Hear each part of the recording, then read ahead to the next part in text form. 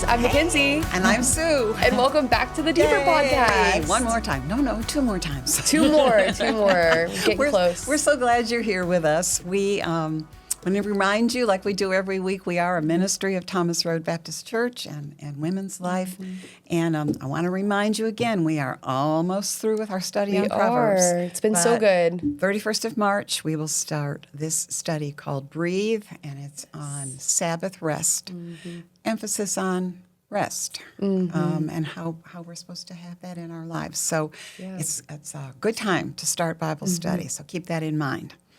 All right, we gave you a clue last time, and it's been a minute since we've given clues. It has, and I have been so tickled because people have gone, I don't know, I can't figure the clue out. And I said, yeah, you're never going to figure it out. Because I said this is somebody that you don't see walking the halls at Thomas Road, and you may not even see her walking through the streets of Lynchburg, but you would be very aware of how her ministry touches the city. Oh, yeah. And so I am so glad to introduce to you this afternoon, today, now. Whenever you're watching this.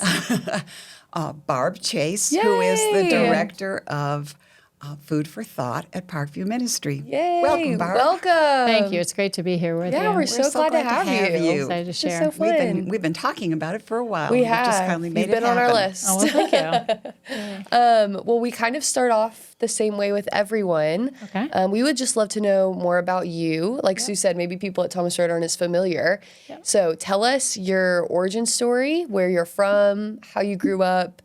Give us the details. Yep, and I'm going to combine that with some of my faith stories. I was born and raised in Michigan. I'm the oldest of three. I lived on a country dirt road where my grandparents lived next to the great-grandparents, and so it was a beautiful country setting. And everything was fine till I was about 6. Mm-hmm. And then I suddenly realized after going to kindergarten and coming home that my mom struggled with mental illness. And that led to a series of hospitalizations. Wow. And growing up, then I was exposed to a vacation Bible school at my elementary, and my parents were faithful. They loved the Lord. I heard a lot about God, but I just didn't comprehend Him for me.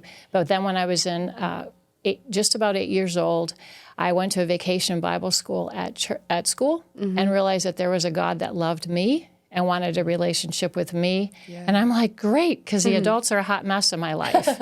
My mom was struggling with mental illness. My dad was being physically abusive to her, and that was a tough place for a little 8-year-old. And so I latched onto that a God loved me. Yeah. And I have never since questioned if a God loves me. Wow. Which is beautiful, because then that was in March when I accepted the Lord, and then on Father's Day, my role became watching my siblings so that I wouldn't stress Mom out. And Were you the oldest? I was the oldest of 3, yes. So I was born in December. One year, my brother was born in December. I was born December 2nd in 62. My brother was born the next year on the 3rd, and my sister was born in January. So we were all very close in age. Wow. And so, even at kindergarten, often I would arrive home and my mother would have butcher knives to her chest. Oh, my So goodness. at 6 years old, that's kind of tough to take on and take the responsibility, but didn't want to cause stress. And so you just navigate that. That's my new norm. And so then to accept Christ at Vacation Bible School in March, and then now it's Sunday morning, it's Father's Day, let Dad sleep in, Mom's up and fumbling. I come to her in the kitchen and she says, no, go back and play. I was playing with my brother and sister, Old Maid. She said, keep playing. I'm going to obey my mom. Yeah. And little did I know that she went into the gun cabinet, went into the bathroom and blew her head off. Oh my goodness. I didn't know what that sound totally meant, and opened the door, and that's something an 8-year-old should never have to see or navigate. And then my dad, who was sound asleep in bed, then I went to tell him what happened. So that's all traumatic, but that's all you know at that time. Yeah. My dad and my grandparents didn't really have the skill set to know that these kids should probably get some counseling. Yeah. So that never happened. Sure. 9 months later, my dad remarried someone who said, hi, with a handshake, I'm your new mom. Whoa. And so pretty little broken kids, but again, I had everything I needed because at that point I'm like, well, adults struggle with their stuff, but I have a God that loves me. And so, What a gift. okay, we got to go on. We got to do it. And so, so that's the unawareness and simplicity of a child combined with faith that makes life what it is. And so from there, the God's grace in that while it was not the nurturing mother that I anticipated or had, the structure she provided, the deep faith in the Lord she provided was exactly what we needed. Combined with the fact that she kind of knew that what had happened to my first mom, and she said that will never happen here, so then Dad didn't become abusive to her, it went to us. So you carry those secrets because you don't really want anyone to know, but you manage that and you make determinations, mentioning key people in your life, so we're going to a great church, we're getting involved, we're learning to memorize scripture, so we're being flooded with the Word of God. Key people kept plugging in, could see these troubled little children, but yet had everything they needed. I remember a key person in my life when I was a teenager looked at me, didn't know my story at all, but God so used her, and he kept putting key people in. And at 14, wrestling with the concepts of what I heard, and yet what I experienced at home, so different. And she said, Barb, I don't know what you're struggling with, but make a plan with God how you'll do it differently. And so it took me from frustration to productive. And my mission became seeing others and loving others, because it's only broken people that hurt. It's not happy, safe people. And so compassion can grow out of that because, and so, more journeys along there. Mom and Dad split. My brother asked me to leave because it got aggressive at home. And so my senior year in high school, I'm not even living at home. But because it got explosive. And so, but I knew I wanted to, I grew up, one of the blessings of my mom, new mom, was she really believed in memorizing scripture. So that I had mentioned. And they always had us part of Word of Life. So I grew up going to Word of Life Bible Institute, camps all summer long, every single camp, the ranch, the ranger camp, the island. I even worked there from 10th grade to 11th and 12th in the summers and stuff. So amazing. So I knew, I'm like, well, I don't know exactly what I want to do with my life because I'm kind of just surviving. So I can go to Word of Life and then I can get a year and a half somewhere else because that won't waste time, but I don't know. I knew I might want to do nursing, might want to do teaching. Nursing, I love nursing because I can handle trauma, but you get to deal with them in the hospital and they're gone. School, if I can't talk about the Lord, I don't know. That's what life is about, right? So I went to Word of Life. Within the first 3 weeks, I met my current husband, who I've been married almost 43 years to my best friend. Because I'm kind of serious, I don't do small talk well. One of the best imprints of my whole life from a life like that is you have today. You don't know you have tomorrow. So make the best of it, right? Say those things you want to say, love people well, keep clear tabs with people and going on. So in that journey of life, and then we've been blessed with 4 children. We've done foster care because, actually, let me hop back. That led me to meeting my husband, and he knew some of my story. He learned my story quickly. He could actually handle it because I wasn't looking for pity, but I was looking to be met with strength and compassion. And understanding. Understanding, right? So in that, my life passion at that time was I just want to love on kids. I'd love to help on kids who are coming out of their messes. So at that time, Bethana was the only children's home in the whole United States that had shift work. I really wanted to work in a group home where kids were taken out of their mess and could meet them with the love and power of Christ. Because in Christ we have everything we need. My life verse has been Psalms 46:10, be still and know that I'm God. And it has nothing to do with my body, because if you know me, I'm rarely still. But it has to do with my spirit and my soul, right? Which in that, because we're not going to get answers to things in life.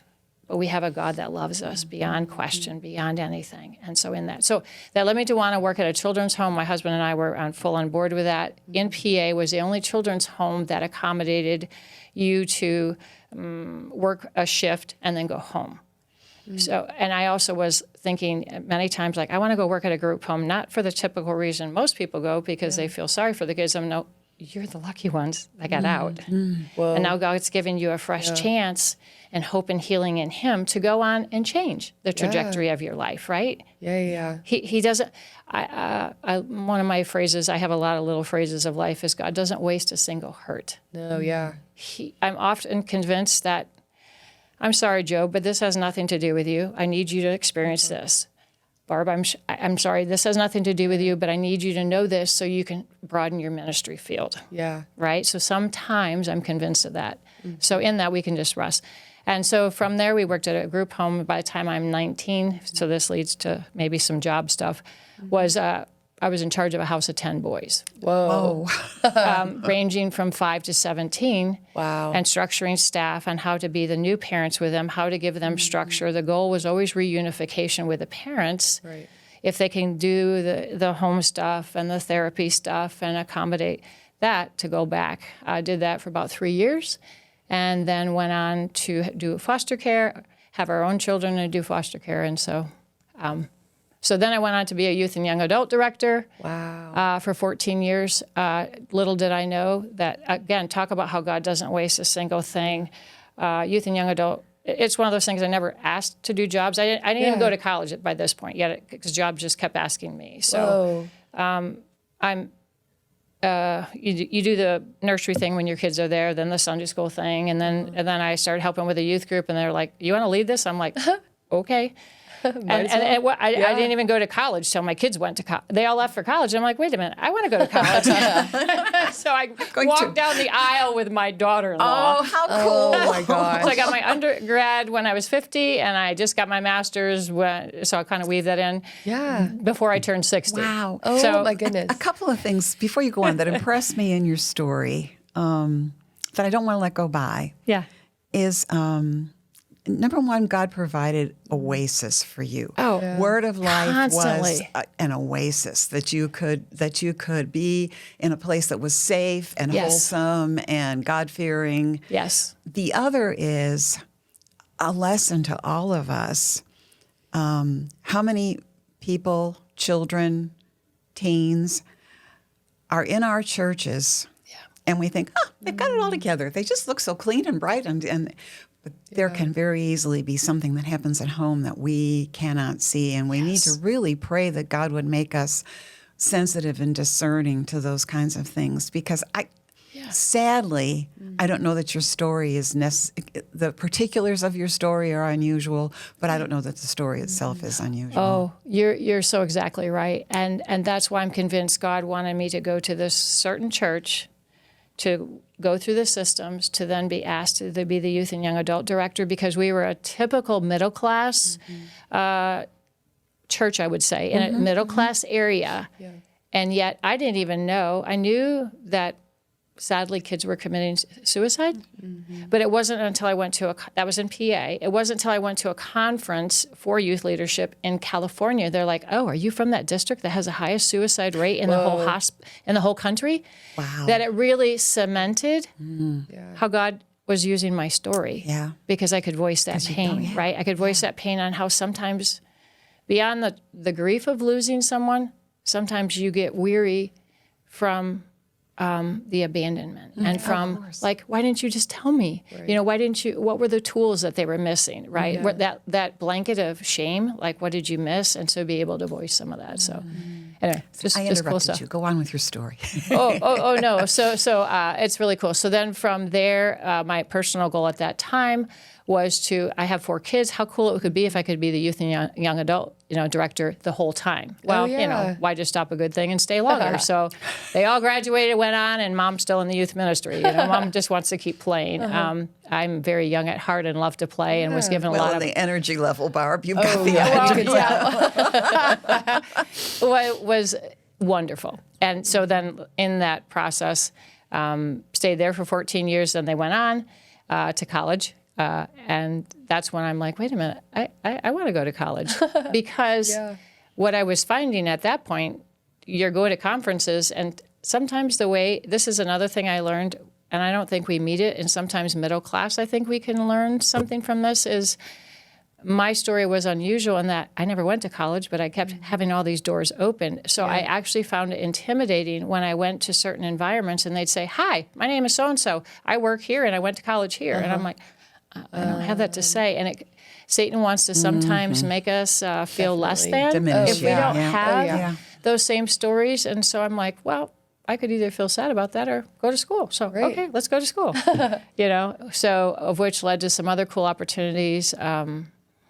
I went for chaplaincy at Thomas Jefferson University Oh, no way. University downtown in the heart of Philadelphia, which is a trauma hospital. And typical pastors get 400 hours of chaplaincy. I went for 1,600 hours because I just like intensity. Whoa. So the privilege of that, to be with you're on call for 24 hours to go anywhere in the hospital. So whether it's a mom that just lost her baby, or whether it's a mom that just lost her son via gunshot, or whether it's a trauma. So to be invited into a room of complete strangers you don't know, and to be God's presence, and sometimes you don't speak. That's the greatest gift, is just being a presence. The ministry presence. Or to lift a prayer, or to help navigate family and process of grieving or communicating. So anyway, that's another sidebar of which I maybe will go into in the future. All these things we didn't know. So much. So crazy. So when you said you went to college with your kids, is that when you came to Lynchburg? That's a great question. So no, I didn't, because I was still working full time. Okay. So I did it all online, which is for a social person, I would work all day long and then come home and do school at night. Wow. So our kids all chose to go to Liberty. So I'm still in PA, working north of Philadelphia, and our kids have all gone to Liberty. They all swore they wouldn't follow each other to college, but yet they all followed each other. Of course, taking them to Seafall every year helps. It does. Persuades them a little bit. Because it's a very fun event, right? It is. It's so fun. And I always say it's a really important step, like where will you go in that next chapter that will support your faith, right? Really big. So think about that. Anyway, they all chose Liberty. You don't follow your kids, where they're going to go, because you pray God calls them where they are. My oldest graduated and went to China for 8 years. Whoa. So, okay. And the youngest projected to be a missionary. So the middle two started to settle in Lynchburg and got married and bought a house. So we're still thinking about it, but what prompted it, and the timing was in around Thanksgiving 2015, our second, who had been married, told us she was pregnant. We're like, yay. And then a month later she said, yeah, but my husband's going to be deployed in March. Who's going to help take care of me? Oh, man. So that was kind of the impetus of the timing. Wait a minute. Yeah, so we're like, well, I love what I'm doing, but, at this point, you can always get another job, but you can't always get another family. And if your family's inviting you in, which was another story of God's grace, because my second and I had some teenage challenges, which is not uncommon. She was fiercely independent, and I didn't. Anyway, raising an independent child sometimes is trickier. So by her asking to help became a wonderful opportunity. That's our excuse, move down, redemption story. You're not annoying, now you're my mom and I need you, There you go. So it was beautiful. We moved down in March 2016. Kind of stayed available to her. I worked at Harvest Outreach, which is a ministry in local public schools for the kids that are having emotional troubles at home, and they kind of pull them aside. And then I worked at Liberty for 5 years. And I got my master's while I worked there. I worked in the School of Aeronautics. I was a faculty support coordinator, which that's great, but it's behind the computer, and I am meant for the trenches. I love to be where the people and the action is at. Yeah. What was your master's in? So human services executive leadership. Okay. So that's kind of a lot of what I had been doing in different areas. So it just kind of been working with a lot of volunteers most of my life. Wow. So at that time, even because I think one of your questions was about Parkview, right? How did I get to Parkview. Yes. Anyway, so I love Parkview. Parkview is 6 different parts, and I actually had a friend that was working at Parkview. Tell us a little bit about what Parkview is, because people may not understand what Parkview perfect. is. Thank you. Yes, let me start there. So Parkview is located right by the Lynchburg Public Library in that plaza, and it is a 6-program ministry that reaches out. We use 3 buzzwords: help, healing, and hope.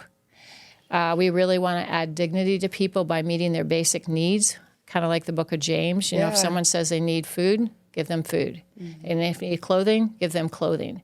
So we love to show Christ by how we act and how we treat. So it started, we're celebrating 30 years this year. Wow, Which is really exciting. We often say in many ways it's the best kept secret, but many people know, right? And so it keeps growing. And so there are about 15 of us that help run the 12 different programs, or 6 different programs. The first one that started was a Parkview Cafe.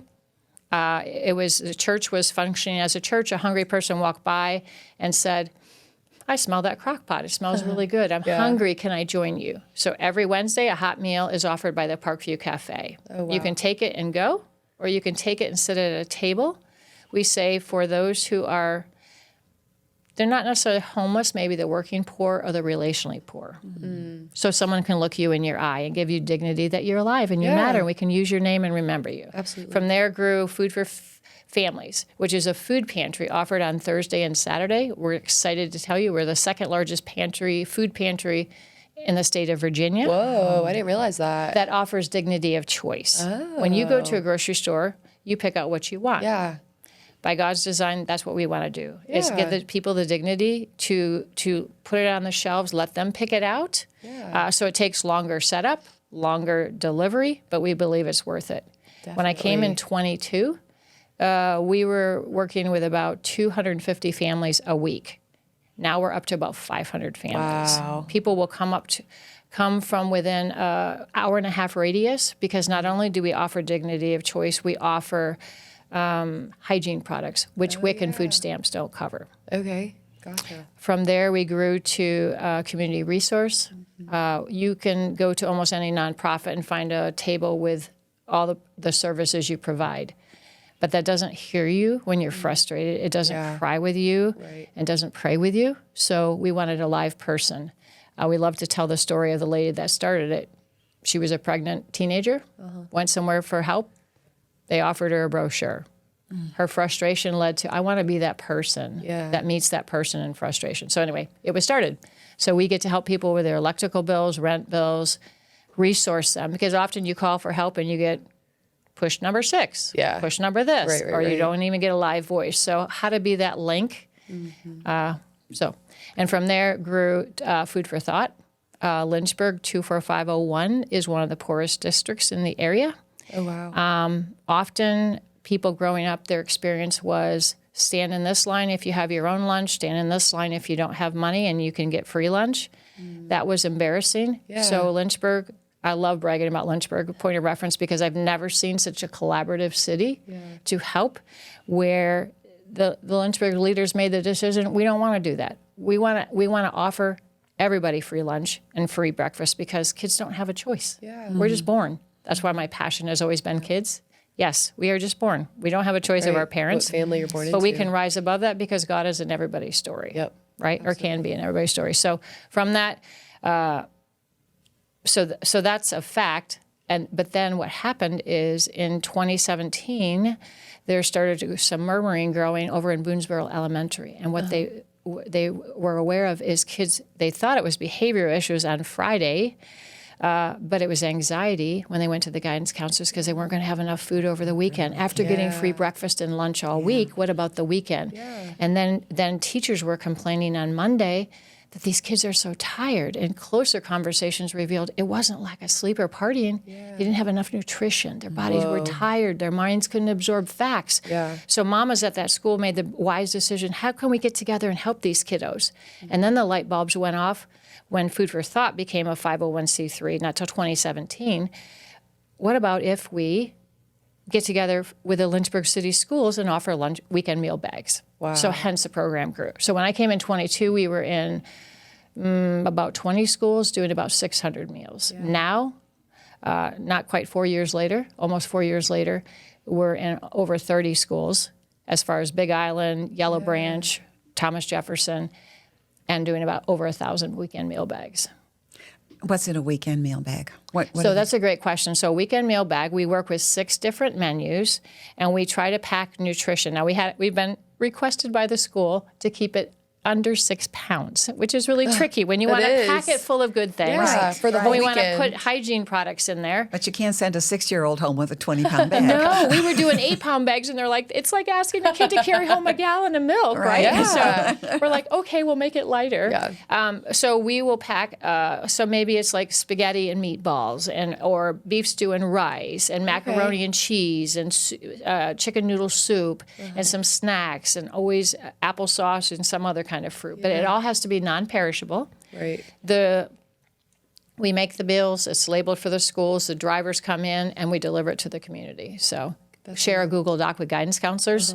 We are respecting up to 9 different allergies and about 50 different allergy bags each week to be respectful to the, a lot of the kids that deal with serious allergies. Absolutely. That's really cool. So Let me just give people a picture of what it looks like when you walk into Food for Thought, because on the wall is the names of all these different schools, and then bumped up against it are grocery carts yes, filled with bags absolutely. ready for your drivers to pick up. Absolutely. But somebody's got to make that happen. Yes, yes. So I remember 2 things. One, I'll run you through more Food for Thought, but I also realized there's 2 other programs I didn't even share yes, about. do it. yes. Okay. So we'll go. Can we go back to go Yes, forward? go Okay. back. So the other 2 things I'm really excited to tell you is after talking to people, we realize they need more than food, right? How can we be the hands and feet of Christ? Definitely. And we realized hearing people, because we can't always pay all the bills, but how can we help keep families together? That was our real goal, and treat people in a dignified way.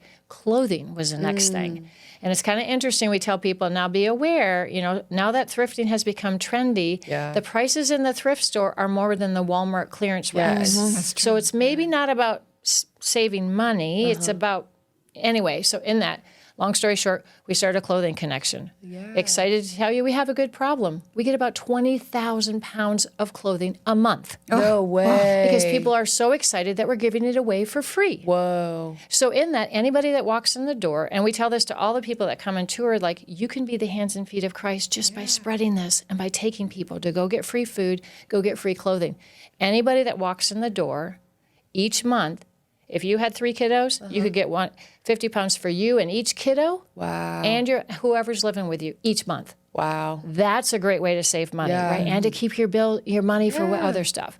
And then the other thing that we realized, it's like, wait a minute. So if you give them food and you give them clothing, the other thing that we were realizing, people, and we have actually, sometimes people will say it, and sometimes people articulate it to us.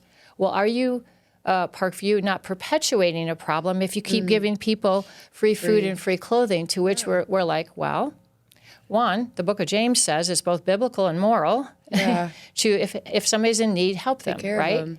But it does raise a good question. Are we willing to go the extra mile to realize that potentially people, adults, only repeat bad habits they never learned to be better at? Maybe they never learned. So, for instance, if I'm hosting a group of kids, I will say, anybody have annoying parents that make them clean their room? Anybody have annoying parents that make them save money from their allowances and spend it on healthy things before playthings? Those are called good habits. Yeah. Imagine if you just grew up and never learned that. That's how you're going to live. So there's a number of people who struggle because they never learned the balanced way to live. So we provided our last thing that we added, the 6th program, was Life Skills Institute, where we teach budgeting, we teach resume building, we teach soft skills, we teach some of those things. That's so good. We teach cooking classes, because a number of people will say, I don't like that, because they never tried it. Yeah. They don't know. A lot of the population we serve eats out of a tin can because it's cheaper and it's easier to cart home on a bus from a food pantry to a bus to an upstairs apartment than taking home a fresh bag of lettuce. Yeah. So we want to teach them that and give them food in the process. So those are huge things. How to be the hands and feet. Like, what are the real issues? Sit down, have those tough conversations, and what can we do even with limited funds? So anyway. So how does Food for Thought work with like in the schools? How do you get the food into the schools? Did the kids bring it home? Walk us through that. Yeah, great question. So we have provided, we've met with a community engagement person. So through the school leadership, each guidance counselor in the school is aware of that Parkview offers free food. Now, believe it, every guidance counselor knows what kids are struggling. Yeah. Right? But we have a really strict thing that while we are the most expensive program for one reason only. Yeah. We don't ask kiddos how much money their parents make. Mm-hmm. You as an adult can go over to the food pantry, say you make this much money, we just choose to trust you, and you can get your free food from the government for that. Yeah.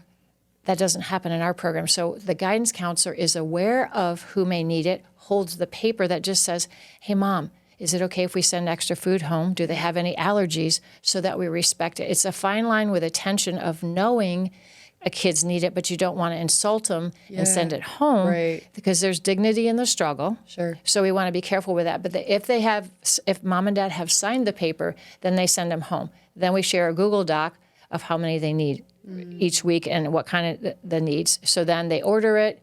We pack it. So kind of the flow of the week is Tuesday, we have meetings and order food. Wednesday, we have people come in and label where all the prepared meals will go to all the different schools. Thursdays, drivers come up to the door and deliver 1,000 bags all over to the community. Friday, the kiddos take the food home.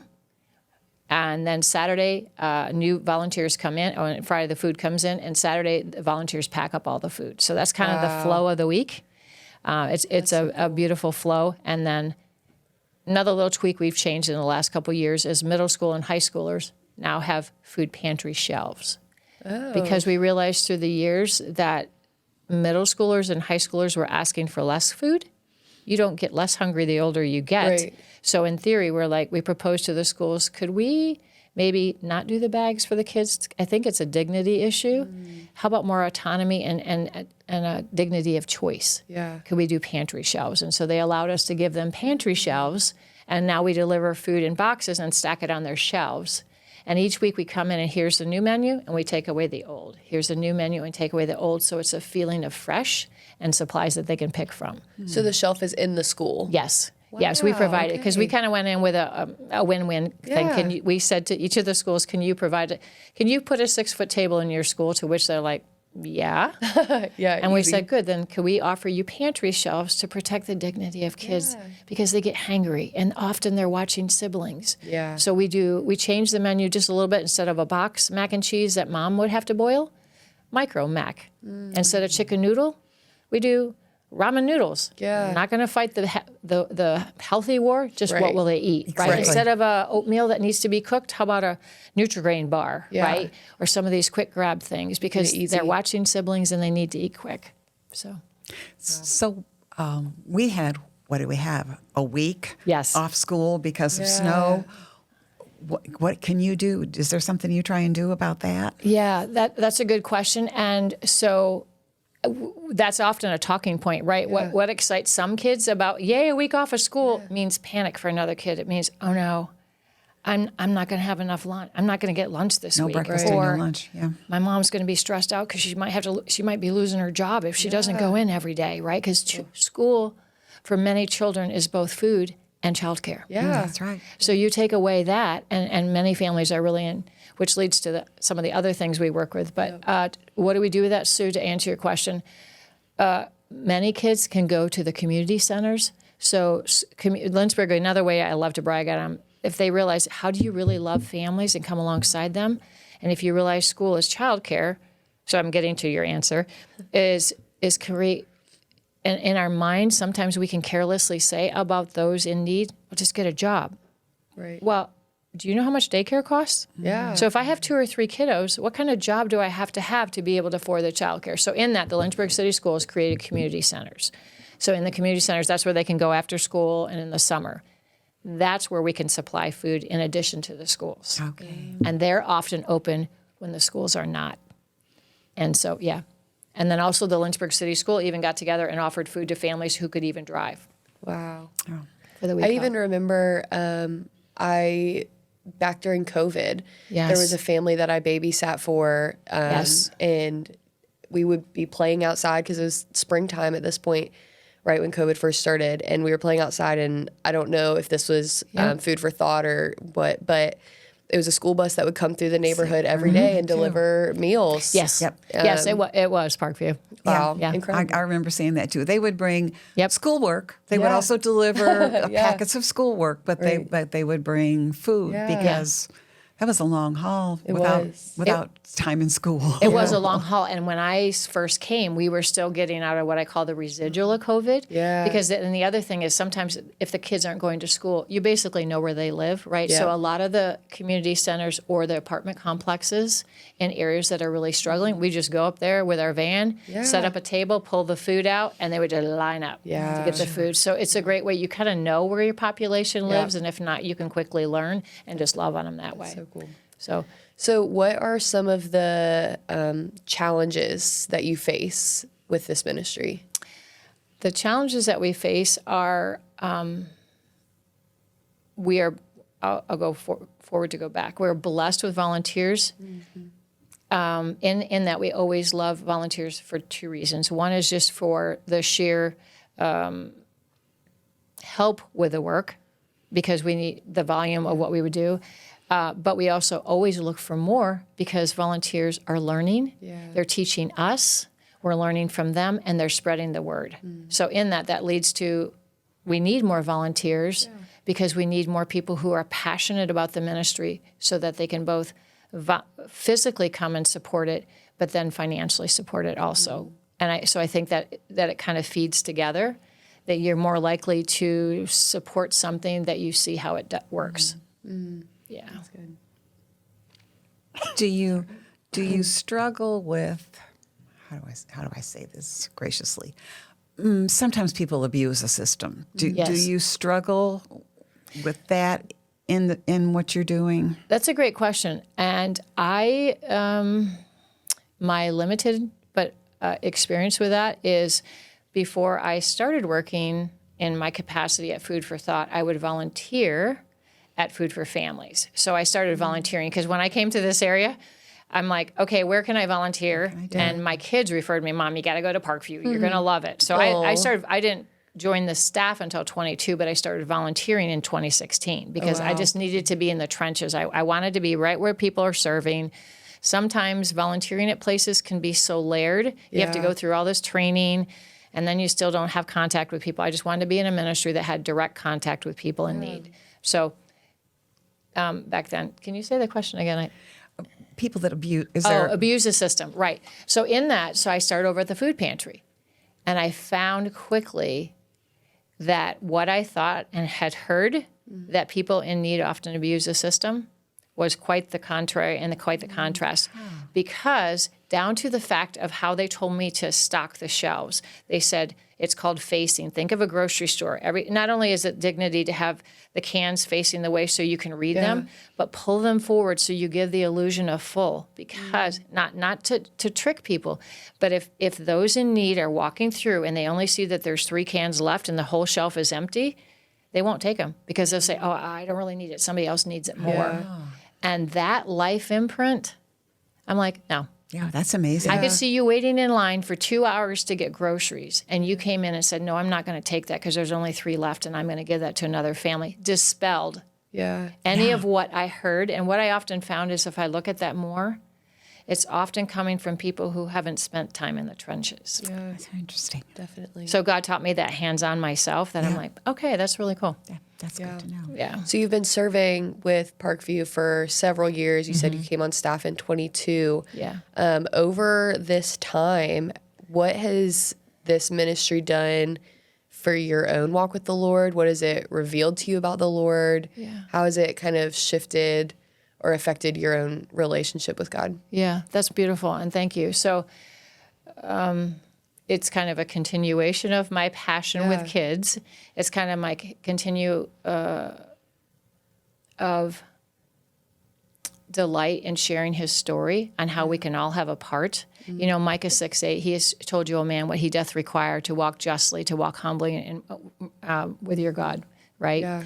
And to just do the basics, to invite people into the trenches. Because I think what I found a lot of times, both past and current, is at times we're afraid of what we don't know. There's a sense that people in need are dangerous, that there's this distance. And so I love to be in the trenches and say, come with me, experience this in a safe setting and how you can help. I have a very safe setting because we're not neighbor facing. So we can do the projects of getting ready to go out. Now I have those who go out and are more front facing, but I can provide those just newer to ministry or in different capacities, the safe experience to serve, if that makes sense. Absolutely. Yeah, so how that has... It has given me opportunities to meet people where they're at and to explain to others, because I think we all have a desire to do, those of us that are growing in our love for the Lord, desire to do something that matters. Yeah. And for Him, we just don't know how. So I love being that link of connecting people to how. Because I've been there. Yes. I know that you do more than just food coming to the schools. What else are you doing at Food for Thought? Thank you. I love that because I if I can take on something, I will keep adding. So yes, so since I've been there, God has opened the more doors. So we started with the food bags going to the schools, and that came in post-COVID response when we were going out to the community. And then my boss is like, "Well, you can't grow if you keep doing that." But I'm like, "But I've developed relationships with the community." So it led to this beautiful thing. He's like, "Okay, well, focus on the primary, and if you can add others, then you can add other programs, right?" So then it became like, well, I'm aware of all the community centers and all those. And at the same time, I was aware, which is contrast to things up north, and things are changing. Blue Ridge Area Food Bank has gotten very good. Here's a little trivia for your day. Everything you buy in a grocery store is stamped with a date. The stores can't sell it after that date. Did you know water expires? Do you know diapers expire? Do you know all these kind of things expire? It doesn't mean they're bad after that date, but a store has to get rid of them. Even as a store gets new items, they have to push it away. Where does it go? It used to be all thrown away. Last year alone, Blue Ridge Area Food Bank has gotten good working with Food Lion, Kroger, all these places, and saying, we'll gather it and we'll offer it to our 51 other small pantries so we can redistribute it. Wow. Because why not? Yeah. Offer it for free versus fill landfills, right? Absolutely. Last year alone, by God's grace, through the Blue Ridge Area Food Bank, 150,000 pounds. Because that's how I stock the pantry, that stock the community centers, that have the colleges come and get stuff. Here's a small trivia. You might get a free ride to college if your parents didn't make money. That doesn't mean you get a meal plan or a housing stipend. Yeah. There's kids sleeping in their cars in Lynchburg campuses because they don't have a housing. Right. They don't have food. So each of the colleges now have food pantries. Boys and Girls Club, all these places that are providing after-school care, provide food. Lynchburg City works together with providing food all summer long to Christian camps, all these places. Anyway, so that's another thing. We've added the food pantry last year. And then from there, second week I was at Food for Thought in 22. Heritage Elementary calls. I think that's okay to say that, right? Oh, yeah. Heritage Elementary calls and says, do you have feminine hygiene products? I'm like, no, say more. They're like, well, it's a state law that schools dispense feminine hygiene products. Huh. Loophole doesn't mean they provide the money. Oh. I'm like, tell me more. Interesting. So I said, so what's happening? They said the nurses, out of compassion for the girls, are buying it out of their own paychecks. Wow. And it's getting to be burdensome when it's really, the number is growing.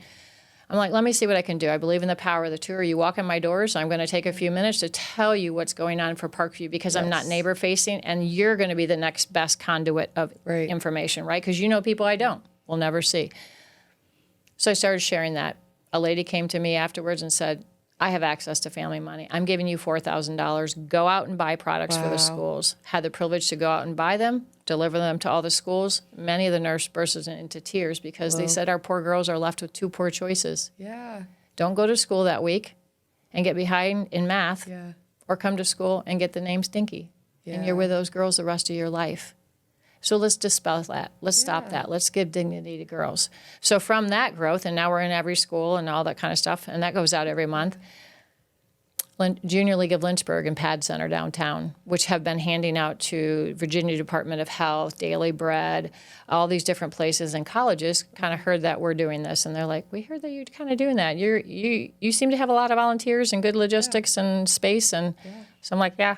And I always like to do stuff. And they said, well, I said, well, what do you guys have? They said, well, we have money. And we said, well, we have organizations. So we've partnered together. Oh, cool. And now we make 380 kits for women as requested to go to 11 different centers all over, and which is often what I'm doing. Sue's group, the Thomas Road Baptist ladies come in from the Flourish group. I love it every month, and they are helping to pack all these bags each month. So whether it's a bag of tampons or a bag of pads or a combination, packing it up, and then we pack it up, not just the kits, as a gift. And then we pack it up to the centers it's going to go to. So it's quite the production, and it takes a good full 2 hours. Wow. And it's a plain brown wrapper. Yes. Attractive. Yes. Nobody's got to be But embarrassed it's dignified, about it. so you wouldn't know. Right. And so it's just a beautiful way to love on women. Let's talk and about Christmas. Yeah. Oh, yes, yes.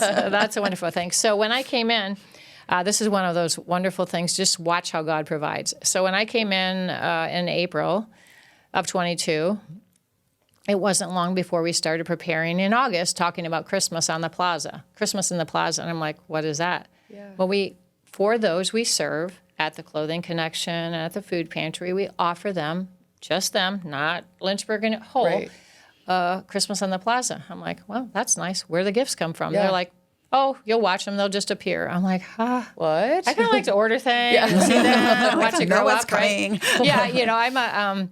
And they said, no, you'll just kind of watch how God provides. And so I'm like, okay.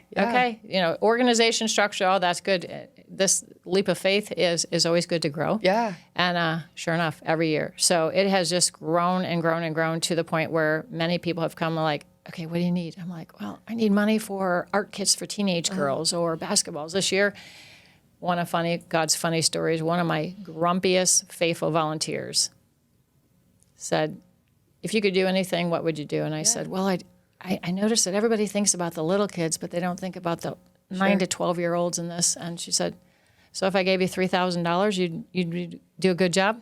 I'm like, I just burst into tears. Yeah. Yes. Yeah, absolutely. So that's an example. And then people, then they see me buying things and they're like, what are you doing? And I'm like, I'm buying for this. Well, I want to give you more. Here's some more. So it's just amazing to see how it comes in. And so the gift to be able, what many people get excited about, yes, I can't wait for Christmas, causes stress on other families, right? We look forward to summer breaks. For families, that's panic, right? What do I do with my kids for Christmas break or for Christmas time? And so it's neat to see that we can add dignity, and people will wait in line, and then we have volunteers who come in. So we have volunteers who help to provide the gift, Thomas Road. The ladies, I love the ladies. They often are helping us. Oh, they sort through all kinds of stuff. Not our favorite job. No, because we also have this interesting arrangement with Walmart. I could go forward real quick. So the powers that be at Walmart, we're talking to our powers that be at the Clothing Connection. At the Clothing Connection, one of the things we need the most is new underwear and socks. Yeah. You get everything else donated, but you right? Yeah. And so they were talking to the powers that be at Walmart that's saying we're overwhelmed with the returns and short-staffed. So they're like, well, how about we give you our random return, and we'll just make sure there's underwear and socks somewhere in there. You just have no control over what you get. So we get a lot of random bling. Yeah. So we put it in boxes and have the ladies sort it. So you get witches' hats, and sports socks, and lawn ornaments. So we're trying to do a better job of like, no, we don't want this. No, this is not worth saving. Hand it to the Clothing Connection or the circular file, better known as a trash. And then to be able to set up the aisles that are normally stocking just my supplies of food, because we have a warehouse that we run and store the food for families that serves 500 families a week that is in the bottom of a church. They cannot accommodate the food, so that we're storing it for them and delivering it twice a week. Anyway, in that, but so they help us organize it. So if it's like, let's put all the aprons here and all the kitchen utensils and all the towels and all the shower curtains. And then to be able to people to come and sign in and say, I have this many kiddos, and to give them a dignified walkthrough for free. Carl Miller Realtor is one that's really supported us and said, we'll do a toy drive and have people donate things so people can just walk in and talk about how to be able to just walk on them and say, God bless you. Here's a devotional, because the only hope we have is in Christ anyway. Absolutely. This is outside stuff I'm giving you. It can make you feel good for a while, but the Word of God and meeting your soul is really the only lasting thing that's going to help. So just being able to be the hands and feet of Christ. You mentioned volunteers. So let's talk. First place, I know at least the last 2 years, Yes. maybe in springtime, Yep. Thomas Road has distributed great big blue shopping bags Oh, to yes. the congregation Yes. with specific notes on it. Yes. This is what we need you to put in this bag. Yes. And have them bring it back. And so you've been able to use that for Yes, so wonderful. So I'm going to put the name on that. So it's called our Teal Bag Initiative. So Teal think of Bag. You're right. Yeah, so think of, exactly, Sue. So think of a reusable shopping bag. Yeah. And it has our logo on there, Help, Healing, and Hope. And I think we got the idea from someone else and we duplicated it and made it our own. So with that, it's a brilliant, our development team came up with this brilliant idea. If you put a QR code, so people can just scan it, or TRBC does it, and they just print out the things. It's what we would need to go to Sam's for. So we can't get these items any cheaper than you. Just a little blip. Knowing that I'm handing out 1,000 weekend meal bags and I'm putting 2 snacks in everyone, that means I'm going to 2,000 snacks a week. I have to go to Sam's to buy them just like you would. Yep. So if you could help me with that, that greatly helps. It also helps for people to know, where is this money I would donate go? Actually going. So it's kind of a fun project for a family to go out, fill this bag with exact things that they need. And then they're putting some feet to their faith and stuff too. So yeah, Thomas Road does an amazing drive for us right around Easter every year through the bags. And it provides over 8,000 pounds of food for us that we desperately need, whether it's peanut butter or the granola bars or the soup or the precise things that we need all the time, and really helps to reduce the cost. Yeah. So what else can volunteers do? What does a volunteer do? I mean, we can pray. Yes. People can donate to To Parkview. If you want a specific, if you donate to Parkview, it goes to where it is needed. Right? If you donate to program specific, it will go to that program. So we need financial support. The Teal Bag Initiative is great. It's a great hands-on thing for a group. Yeah. Right. You can always just drop off food or clothing anytime. Also, there's certain hours, but you can find that resource.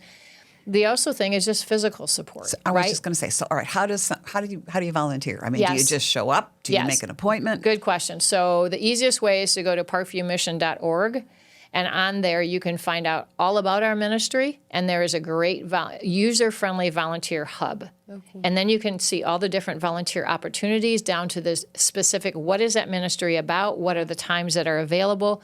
Down to an hour-and-a-half chunk. So you don't have to commit your whole day. Right. And then you can go to the ministry. And once the first time is a little tedious to sign up, but after that it's counterintuitive. It recognizes your name and it keeps track of your hours and that kind of cool. So it's really cool.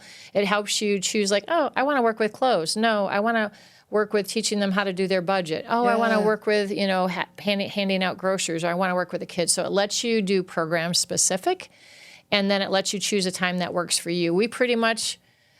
The most of Parkview is open Monday through Friday. The food ministry to the families and the food ministry to the children works Tuesday through Saturday, primarily so volunteers and families can come in. Yeah. We are very user-friendly from babies. I mean, as soon as you can walk, you can be helping. Oh. To the most chronologically gifted that I have every week is 86. Wow. Every week, WIT is there volunteering. Oh, cool. So another ministry that's growing in that most of the time you'll never see because we do a lot of special needs. Oh. We have 5 different groups of special needs coming different times because they can't be there with a mainstream time and it's busy and chaotic. We've done ankle bracelets. We do all kinds of things. So, yeah, we're delighted because we all have something to offer. Yeah. And we are all, because Christ has put worth in us. And by being a part of something, it increases our worth and our chance to give back, to say thank you for what God's given. So what a cool picture of the body of Christ. Yeah. Like the babies. So if I signed up to say, I'm going to come to Food for Thought for an hour and a half on a day. Yep. Give me an idea. I mean, I kind of know, but give me an idea what somebody might do? That's a great question. Well, first of all, I will tell you, if you want to sign up as an individual, no problem, go to Volunteer Hub. If you want to sign up as a group, which I love and believe in the power of the group, because if you want to sign up, so for instance, Sue, Donna is your contact person for the This is Donna Flourish and group. Debbie's table from Flourish. Yeah, yeah. So, every month. They go every month. yeah. So if a group wants to sign up, it would be best if they contact me, because I don't open up a lot of volunteer spots because we have a good problem. People want to come really quickly. How nice. So I believe in, I don't open it up until I get those groups so I can accommodate. Yeah. We typically have anywhere from 20 to 60 on a given Saturday, every Saturday. So I don't open them up, and then people can fill in the cracks. So just call me. I mean, once you've come, you can come. But so if people want to sign up, that's going to be the best way, is to contact me individually. You can find it at Food for Thought on Parkview Mission. You'll find it, and you can call me. Or you can just go sign up. And I'm not sure I'm answering your question. What would I do? What would you do? Great question. So if it is a Wednesday, you're going to do random projects, because pretty much the bags have been made and they're already getting labeled at that time, ready to go out. So I'm going to have you do a project. It could be something like making the feminine hygiene kits. It could be, I had a group in this last week helping me sort all the Walmart bling I got in, and what is worthwhile of keeping. Is this worth storing till next Valentine's Day? Right. Or is this going to go over to the clothing connection, and so for the shoppers that come in the next day? So, or could I use your help sorting this pallet and organizing the pantry so when shoppers come in, they can see it on display? So it's a variety of random tasks on Wednesday. And then on Saturday, it's pretty much the task of the day is making the weekend meal bags. Okay. Yeah. And sometimes, let me go back to Wednesdays. Sometimes I need help putting toothbrush and toothpaste in a Ziploc bag. done that. I need help doing rolling washcloths and a bar soap, because at once a month we give hygiene products, because SNAP and WIC don't cover hygiene products. Yeah. And we believe kids should have the 3 basics of a bar soap and washcloth. We do that 1 month. Next month we'll do a toothbrush and toothpaste. Next month we'll do shampoo and a pick comb. It's just a way to add dignity and a hint. We hope you use this. Yeah. So Saturday pretty much is the making of the weekend meal bags. Yeah. Good. That's a good picture. It is. And we really are hands-on, so that when you come, you're not just robotic and filling the cart. No, where did that come from? Let's go over there, empty that box and put it in the cart. Oh, where does that trash go? Take it out to the dumpster. So we're very hands-on, because that way you can raise and teach leaders. It's a great time of fellowship when you come with a group. Yes. Or even if you come alone, you Yes. meet it. You become a group. You become part of another group and learn to know other people. Yeah, you're so right, Sue, because we've seen that a lot of times, that people have become friends just by coming to volunteer, because you quickly serving realize. together. I mean, I'm so inspired every single week, because most of the drivers that come, I mean, who can drive at 9:30 in the morning, 9 o'clock in the morning? They're retired. But what a beautiful example of how to utilize your retirement. Yeah. Stay engaged. It adds to the quality of your life. And meanwhile, you can pick up some other friends who are the same passion level, right?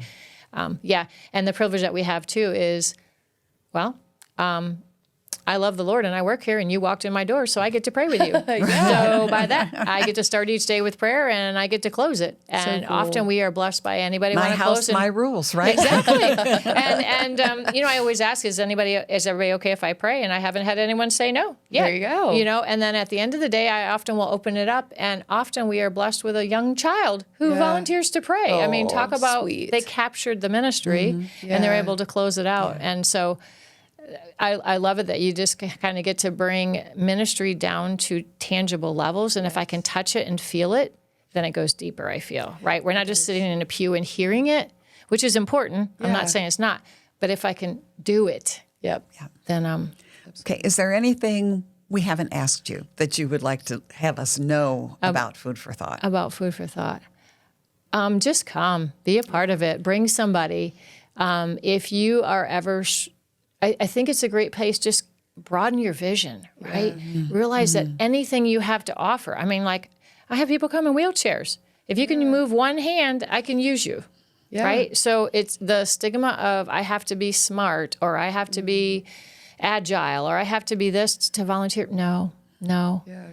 Just decide life is worth living. There's a God that loves me, so I get to love somebody else. And you have something to offer. Yeah. It's so good. Yeah.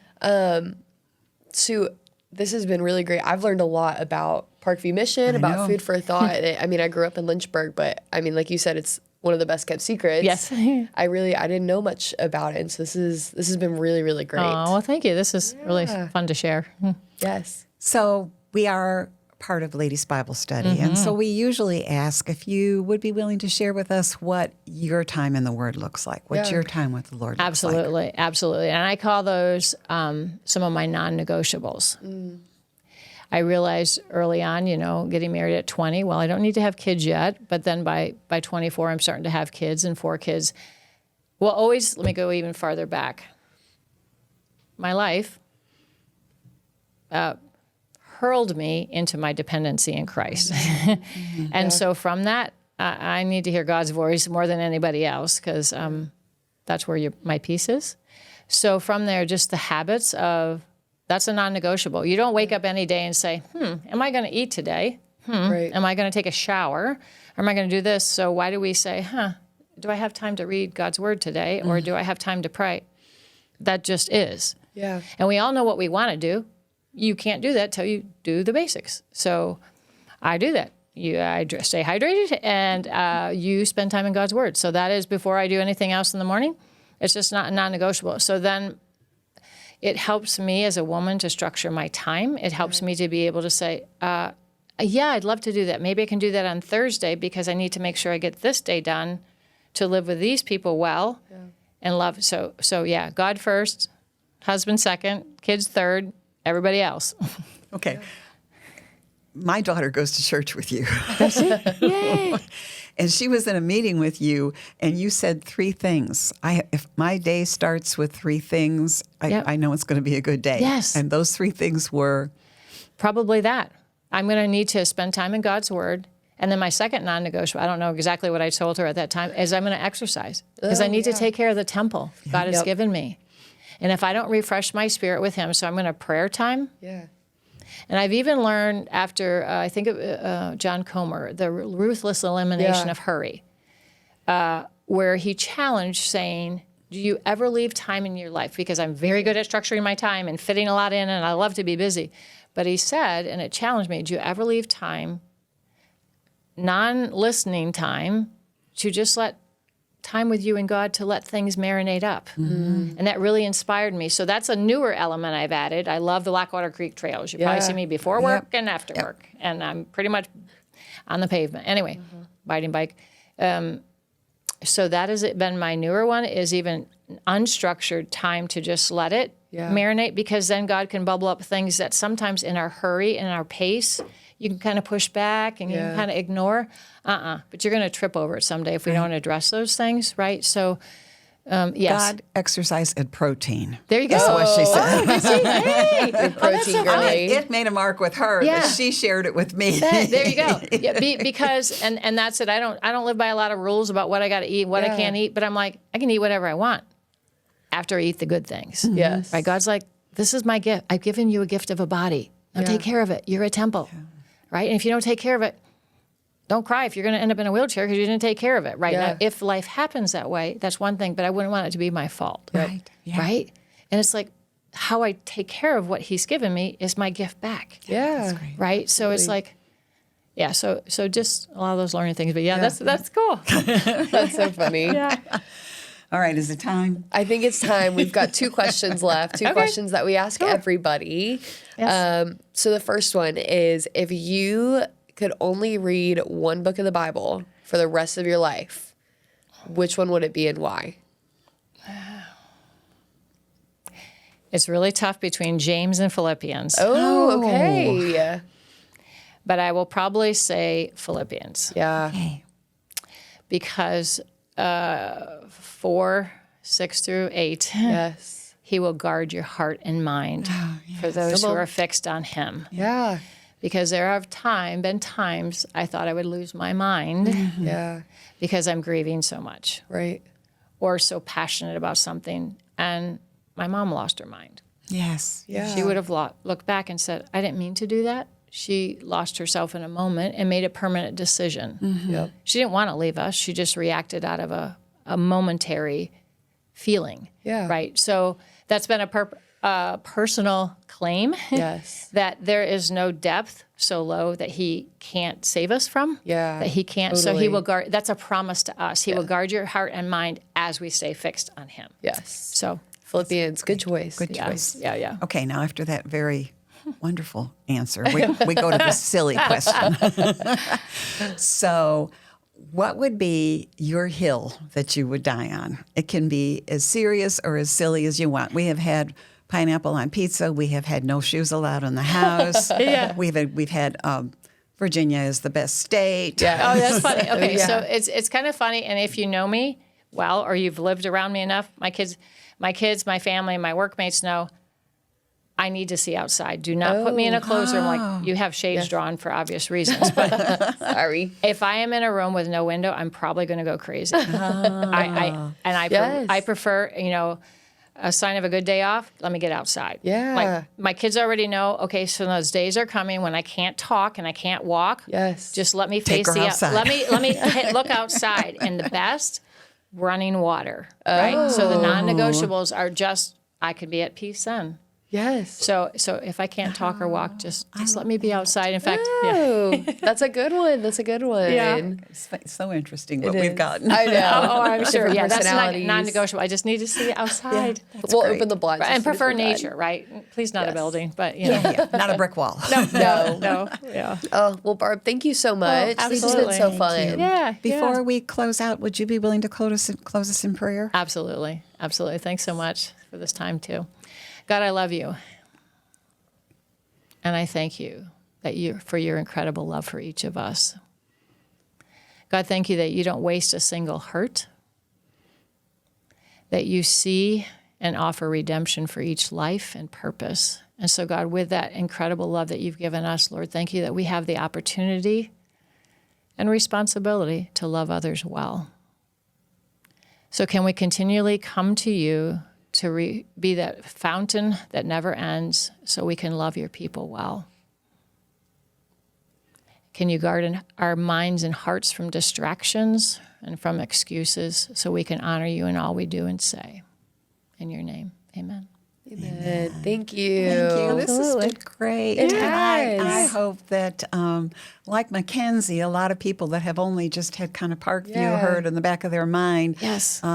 know what it is and know what Yeah. to do Yeah. and You- will be a part of it. Oh, well, thank you. Yes, we invite you anytime. Come see. Good. Yeah, we're at the lower level behind the Yes. library, which is an odd place to find. But keep looking till you find it. We will. We'll keep on looking. Absolutely. Well, Sue, do you have a clue for our next guest? Oh, I do have a clue. Let For me our last guest of the see. Last guest season. of the season. Okay, this is another one that's going to be kind of obscure. It is. It's getting harder. It is. It is. This is a face that was once very evident at Thomas Road and that we haven't seen for a long time. Yeah. But we're glad to welcome this person back for a visit this weekend. Oh, yeah. And lucky that we were able to secure this time to include the person in a podcast. I know. I'm very excited for it. I am too. It'll be good. This has been great. Thanks, guys, for continuing to watch and listen and We really support us. appreciate it. We do really appreciate it. So with that, I'm Mackenzie, And I'm Sue. and we'll see you down the road.